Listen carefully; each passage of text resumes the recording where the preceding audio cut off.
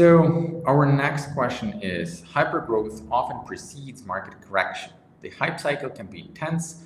Will these firms pivot? And these firms, I assume AiSDRs, or persist? What's your take on the long tail of AI sales tool adoption? Collin, what are your thoughts on this? I'm not sure I completely understand the question. So hypergrowth often precedes market corrections. The hype cycle can be intense. Will these firms pivot or persist? What's your channel on the long term? I'm not sure I fully understand. How are you interpreting that? So I'm interpreting this that basically currently companies like 11x, Artisan, us are growing at like intense rates, right? Because people are like, oh my God, like what is this AI sales? Like he's talking about your growth, the AiSDR companies. Are hyper growth generally, right? And then basically what they are talking about is that when there is this kind of hyper growth driven by innovation, what happens then is that it falls off a cliff, right? And then what's going to happen in the AiSDR world? Will it fall off a cliff essentially? Got it. So this is like, I'm taking a guess, right? There's no way to predict this thing. I imagine they're just asking for our gut instinct on this. I think it's both, right? You're going to have some companies that are going to fall off a cliff. They're going to mess up. They're going to burn all their money, or they're going to piss off their customers, and they're just not going to execute well. And then there's going to be those that figure it out. And a lot of times what happens, and I think you're headed in the right direction. I mean, you are, first of all, you're very critical of your own tool, which is unusual for a founder. But I think given the fact that you're doing something so new, it's so necessary for you to be that way. Whereas normally you speak to a founder and they're just going to tell you their product can do everything under the sun, moon, and stars. And like, there's no downside, and it's the greatest thing since sliced bread, and you're going to love it. And don't worry. And like, you're managing expectations more than your average founder would. And it's the right thing to do given where you're at, where the tech is at, even just as a whole outside of your company. But that said, yes, there will be companies that crush it.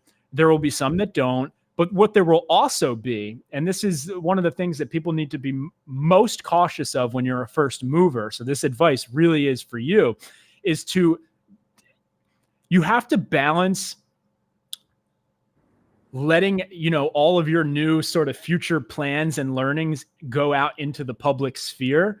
You have to balance that and be a little bit cautious, because if you find yourself in a position where it is now easier, and I don't think you're anywhere near this today, but this happens to many companies a few years in, or maybe even many years in, where at a certain point it can become easier for someone to just build from scratch better than you can innovate and iterate your product. And that's where you see people get leapfrogged and just get crushed out of the market. And so I think that's something to be aware of, because what can happen is you can go into the market as a first mover, raise a bunch of money, make a bunch of expensive mistakes, and someone else is just sitting there watching everything you're doing, and they're figuring out all your mistakes. And now they have the advantage of having learned from you. And now they can come and say, oh, now the right way to do this is so crystal clear. And I have the advantage of, I can just do this from scratch now. And so that's the one thing I caution, founders, be cautious to not end up in that situation. And you do it by iterating effectively, but also by staying ahead of the curve. And so there's a balancing act of like sharing your secrets versus like maybe getting a little bit ahead before you say too much. And I don't think you're in the ballpark today, but that's where I would be careful. And I think we're going to see that happen with tons of SaaS companies with OpenAI. Yeah. They're going to come in and destroy them. They're going to completely make it so their products make no sense. And you'll see that happen in the AI space as well over the coming years. So I think it's both. To back to their question, I think it's both. Some companies will pivot, iterate, and they'll do that to perfection. Other companies will pivot, iterate, keep making mistakes, and someone else is watching them, and that's going to make the bell ring in their head of what's the right way to do it. Yeah. No, I agree with you, especially on the companies coming a little later and then winning the market. That happened more than once in history, right? Like where there's a huge upside to that, because not only it's easier for them to raise money, because the business model is proven, the product market fit's proven, someone else did it. Now I'm just coming in saying I'm going to do it. AirCall was the same thing. There was already TalkDesk. There was already Ring Central.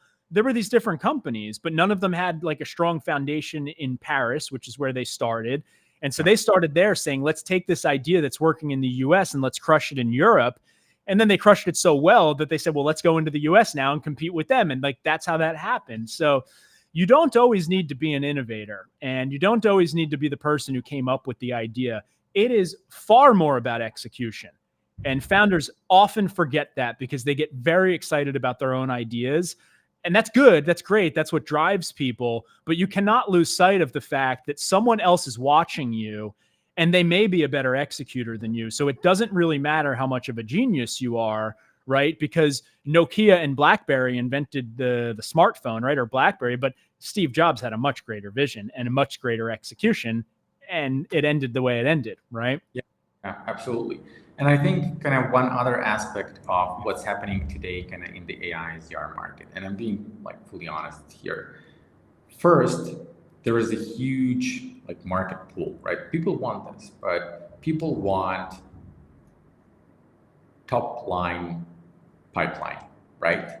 That's the greatest thing for your company today. Is like there's nothing people are more hungry for than what you are promising. Yeah, and that has been the case forever, right? Like people always need more sales. I don't think there is a sales leader in the world who's like, that's like one deal too many for me this quarter, right? Like I don't think that exists. Nope. We cancel our dinner, our weekend plans, whatever. You got a sale for me? I'm available. Yep.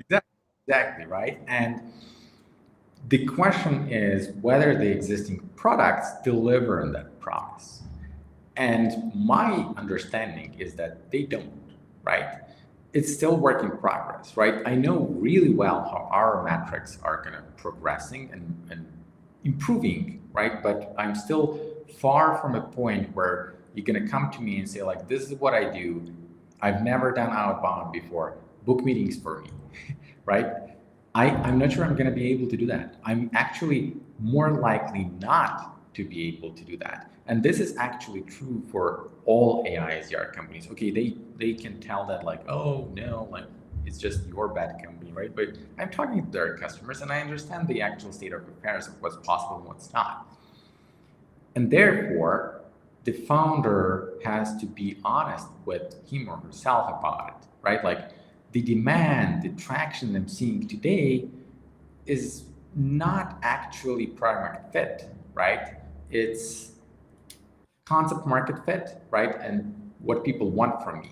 But to scale this and to survive, I have to build a product that actually delivers on that promise, right? And I think this is what's going to basically distinguish the winners from the losers and the companies that are going to take the market versus going to crash and burn eventually.